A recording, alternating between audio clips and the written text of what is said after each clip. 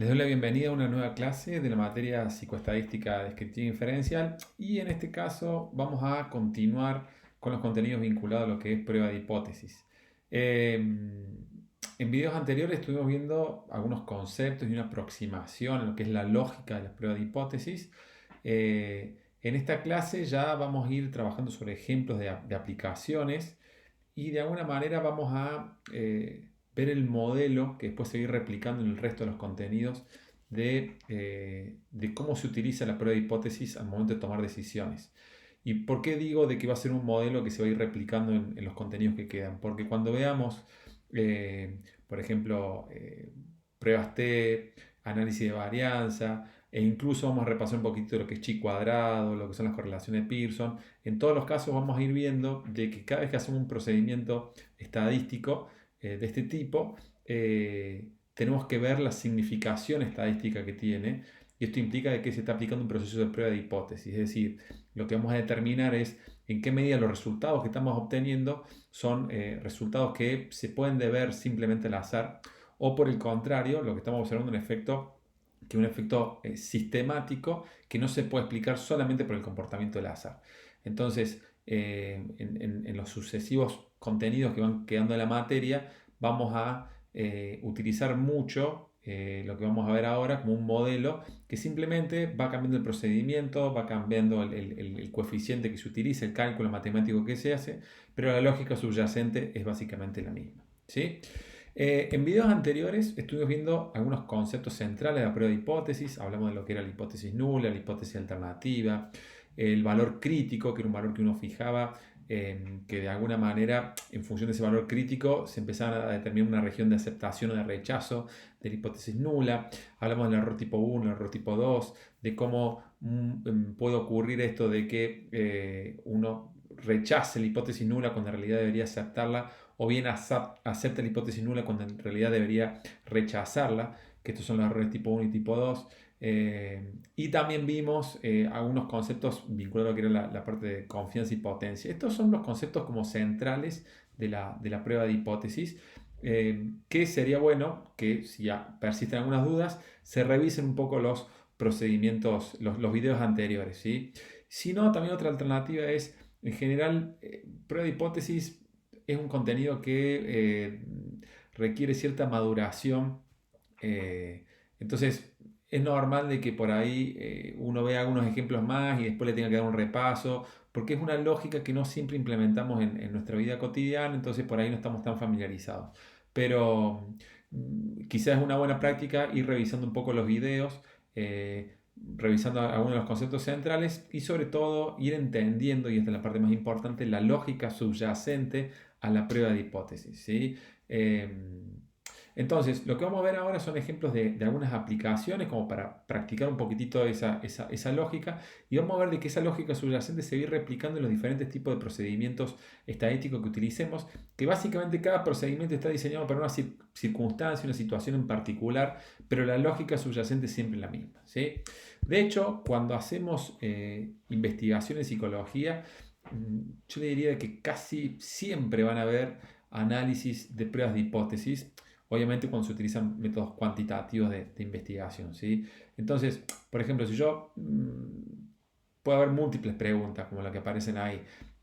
Supóngase que yo quiero investigar si existe relación entre la ansiedad y la depresión, si hacer ejercicio físico disminuye el estrés, si estudiar más horas mejora el rendimiento, si las personas de más edad son más agresivos cuando conducen, si el consumo de alcohol predice lo que es la violencia física. Bueno, en fin, cualquier tipo de pregunta que yo me quiera hacer a nivel de investigación va a implicar tener que determinar si lo que estoy observando es simplemente un comportamiento aleatorio, eh, que se ha dado de casualidad, ¿sí? Que de casualidad yo estoy observando que esta persona en particular tiene síntomas de ansiedad y también tiene síntomas de depresión, o si lo que yo estoy observando es algo que no se puede explicar solamente por el azar.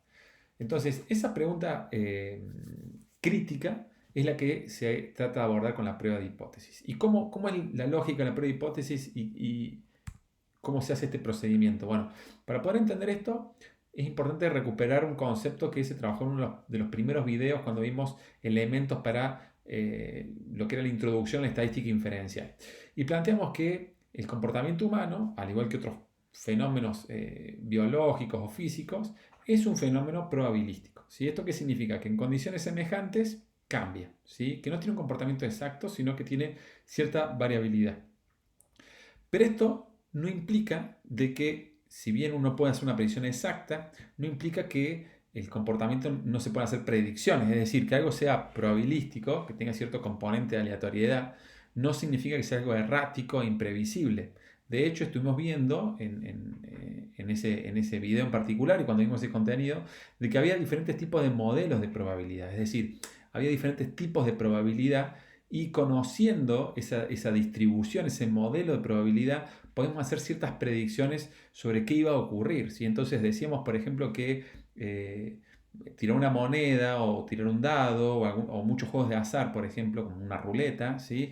Tienen un comportamiento aleatorio. ¿Sí? Vos tirás la moneda siempre de la misma forma o tirás el dado de la misma forma o haces que la pelotita gire por la ruleta siempre de la misma forma, pero sin embargo va a ir cambiando el comportamiento de la variable, es decir, no siempre va a caer de la misma forma la moneda o el dado de la misma forma o va a caer en el mismo número de la ruleta, ¿sí? Va a ir cambiando. Entonces, esto es lo que le da cierto margen de incertidumbre, lo que uno diría, bueno, no se puede hacer una predicción, pero en realidad vos sí podés hacer predicciones. ¿Por qué? Porque vos sabés que esos fenómenos tienen un tipo de distribución de probabilidad que se denomina uniforme, es decir, que todos los eventos son igualmente probables, ¿sí? Entonces vos sabés que la probabilidad de que te salga cara cuando tiras una moneda es de 1 sobre 2, ¿sí? Igual que si saques determinado número en un dado es de 1 sobre 6. Y todos los números tienen exactamente la misma probabilidad. Y eso dijimos que es un modelo de probabilidad, es un tipo de probabilidad, que es un modelo de probabilidad con una distribución uniforme, donde son todos iguales. Si no lo recuerdan, les recomiendo que vean el video para repasarlo. Y que uno, conociendo ese modelo de probabilidad, puede decir de alguna manera qué se esperaría observar simplemente por azar. Es decir, si, eh, eh, si yo noto, por ejemplo, de que tiro 100 veces el dado y en general siempre gana el mismo número, entonces voy a decir, che, probablemente hay algo raro en este dado, se entiende, un dado que está trucado o algo tiene, porque el resultado que yo estoy obteniendo es muy distinto de lo que uno esperaría observar por azar, ¿sí? Entonces a eso hacemos referencia cuando decimos que podemos hacer una predicción, podemos decir cuáles son los resultados esperables de obtener, ¿sí? Y decimos que no todos los fenómenos probabilísticos tienen un comportamiento uniforme. Hay muchas variables, por ejemplo, en el campo de la ciencia del comportamiento, de las ciencias biológicas, del campo de la física, que tienen una distribución de probabilidad que hablábamos que era la distribución normal, que es una distribución donde en general es más probable que si yo elijo un caso al azar, sea un caso que provenga de los valores que están en el centro, que son los valores promedios, ¿sí? Y que ahí es donde se concentra la mayor cantidad de casos, y que a medida que nos vamos alejando del promedio ya la cantidad de casos son menores y entonces son más difíciles de observar esos casos atípicos, ¿sí? Ponemos por ejemplo la altura. Si yo llamo por teléfono a una persona al azar, ¿sí? Y le pregunto cuánto mide, lo más probable es que el valor sea cercano al valor promedio de la estatura, que podrá ser, no sé, un metro 70, entre unos 70 y unos 80, ¿sí? En el caso de un hombre, ¿sí? Puede ser que sea una persona que mida 2 metros, 2 metros 10, sí, pero es poco probable, ¿sí? ¿Por qué? Porque es un valor que se aleja mucho de lo que uno esperaría obtener por azar, ¿sí? Entonces, ¿por qué es importante esto? Porque si uno conoce estos modelos de probabilidad, vamos a ver que podemos hacer un uso de estos modelos de probabilidad como para determinar si los resultados que yo estoy observando se podrían explicar sobre la base simplemente de un comportamiento aleatorio o si por el contrario hay algún factor, alguna variable que está incidiendo y que está haciendo que estos cambios no se pueden explicar por el azar, sino que estemos observando un efecto que es sistemático, ¿sí? Entonces vamos a ver que estas distribuciones de probabilidad son muy útiles para comprobar hipótesis, contrastar hipótesis más que comprobar, combatir mitos, porque por ahí hay muchos mitos que tenemos que en realidad lo que estamos observando no es un efecto sistemático, sino que es simplemente un comportamiento aleatorio, ¿sí? Y generar, vamos a ver que es una herramienta muy útil para generar nuevos conocimientos en el campo de la psicología, ¿sí?